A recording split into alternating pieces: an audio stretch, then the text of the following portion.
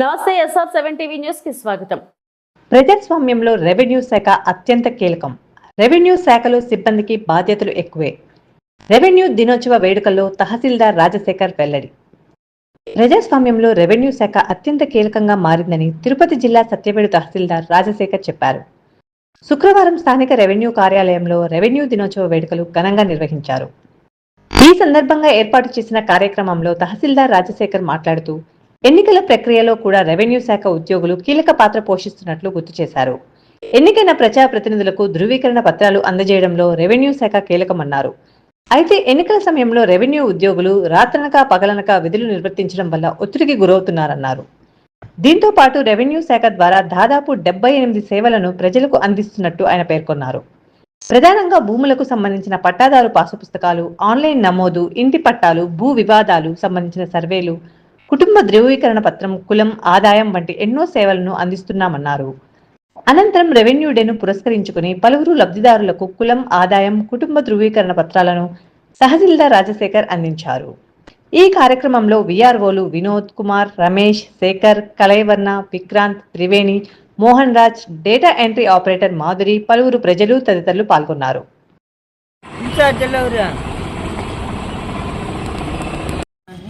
కేటాయించి ప్రజలకి చెప్పడానికి మేము ఈ విధంగా చేస్తున్నాం సేవలు, మా సేవలను కూడా గుర్తెరగండి, ఇతర డిపార్ట్మెంట్లు సేవలను కూడా మేమే చేస్తున్నాము అనేది తెలియజేయడానికి ఈ దినాన్ని చర్యలు తీసుకునేలా మా ప్రజలకు మార్గదర్శకం చేయగలనని నా నడవడిక నా ప్రవర్తన నా సేవలు నా యొక్క రెవెన్యూ శాఖ ఉన్నతికి దోహదపడేలా మేలు చేస్తానని రెవెన్యూ కుటుంబంలో సభ్యుడినై నా తోటి వారితో నా ప్రజలతోనూ నా పై అధికారులతోనూ మర్యాదగా నడుచుకుందునని నా శాఖ యొక్క నిర్ణయాలను గౌరవిస్తానని చట్టాలను అమలు పరుస్తానని సమున్నతమైన నా శాఖ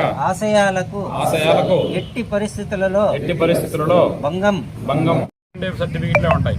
ఏదో ఈరోజు ఫార్మల్గా ఒక 4 సర్టిఫికెట్ ఇప్పిస్తున్నామనే కాదు, ఏ సర్టిఫికెట్ తీసుకున్నా రెవెన్యూ వ్యవస్థకు సంబంధించి మ్యాక్సిమం ఉంటాయి. ఇప్పుడు ఈ రోజు కోసము కొన్ని సర్టిఫికెట్లు కొంతమంది రైతులు తీసుకొచ్చి వాళ్ళకి ఇస్తున్నాము. కృష్ణయ్య, లేట్ చెంగయ్య మీరు ప్లస్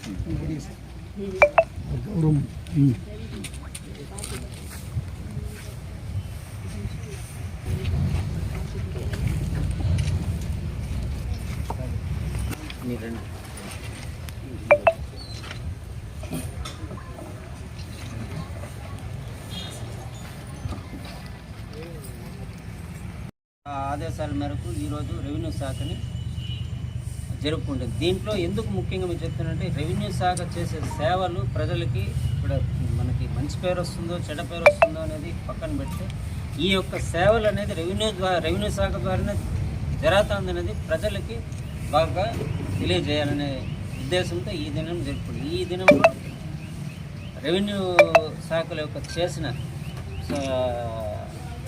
సేవలకు సంబంధించి అంటే సర్టిఫికెట్స్ కానీ ఇతరత్ర కూడా పంపిణీ చేయాలని కూడా ఒక నిర్ణయం తీసుకున్నాం. ప్రజల్లో కూడా మీకు రెవెన్యూ శాఖ పైన మంచి అభిప్రాయం ఉంది. ఇప్పుడు ఒక కుటుంబం అనేది ఒకటి తీసుకున్న తర్వాత మంచి వాళ్ళు ఉంటారు, చెడ్డవాళ్ళు ఉంటారు.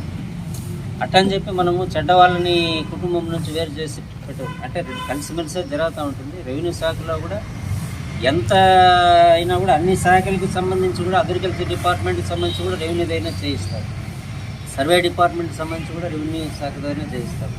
మీకు లోన్లు మీకు ఇంకా డిఆర్డిఎల్ లోన్లు ఇవ్వాలంటే కూడా దానికి కూడా రెవెన్యూ శాఖ దగ్గరనే